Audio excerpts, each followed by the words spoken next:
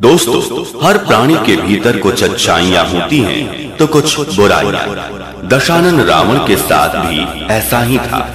रावण का सबसे बड़ा दुर्गुण था उसका अहंकार, जिसने उसका सर्वनाश कर दिया। लेकिन यह भी सच है कि रावण में अनेक खूबियां भी थी जो उसे महान बनाती हैं।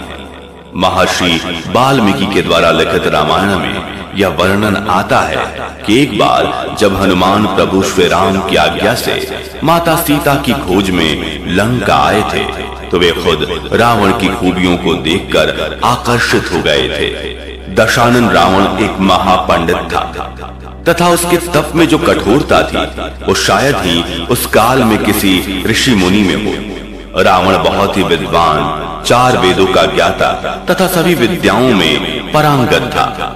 उसके जैसा तीक्ष्ण बुद्धि वाला प्राणी आज तक इस पृथ्वी में नहीं हुआ। इंसान के मस्तिष्क में ज्ञान व बुद्धि का भंडार होता है जिसके बल पर वो जो चाहे वो पा सकता है, परंतु रावण के तो 10 सिर थे। रावण के इस अद्भुत ज्ञान को देख भगवान शिव ने उन्हें अपने घर वास्तु शांति के लिए आचार्य पंडित के रूप में निमंत्रण दिया था। रावण की मां का नाम कैकशी व पिता का नाम ऋषि विशर्वा था। रावण की माता एक दैत्य कन्या थी। रावण के भाई बहनों में कुंभकर्ण, विभीषण, बहन सूर्पनखा के साथ ही धन के देवता कहे जाने वाले कुबेर भी उनके भाई थे। रावण ने कठोर तपस्या के बल पर भगवान शिव को प्रसन्न किया और वरदान मांगा, परंतु शिव जानते थे कि रावण उनके वरदान का गलत उपयोग करेगा।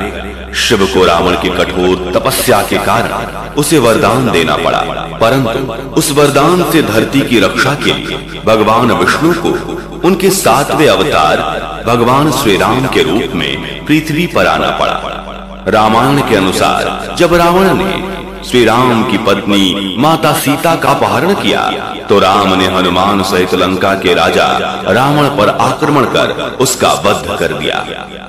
रावण जब मरणासन अवस्था में था तब श्री राम ने अपने भाई लक्ष्मण से कहा कि रावण समस्त वेदों का ज्ञाता है, पूरी पृथ्वी पर उससे बड़ा ज्ञानी कोई नहीं, अतः उसके समीप जाकर उससे ऐसी शिक्षा ग्रहण करो जो तुम्हें उसके अलावा किसी अन्य महाज्ञानी से प्राप्त नहीं हो सकती।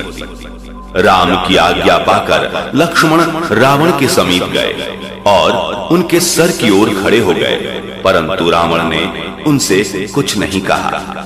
तब लक्ष्मण फिर से राम के पास लौटे और उन्हें पूरी बात बताई।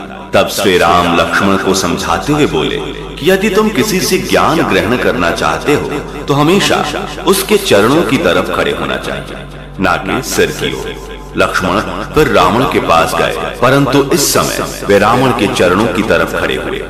तब महाज्ञानी रावण ने उन्हें 3 महत्वपूर्ण बातें बताई जो किसी भी व्यक्ति के जीवन में सफलता के लिए आवश्यक है।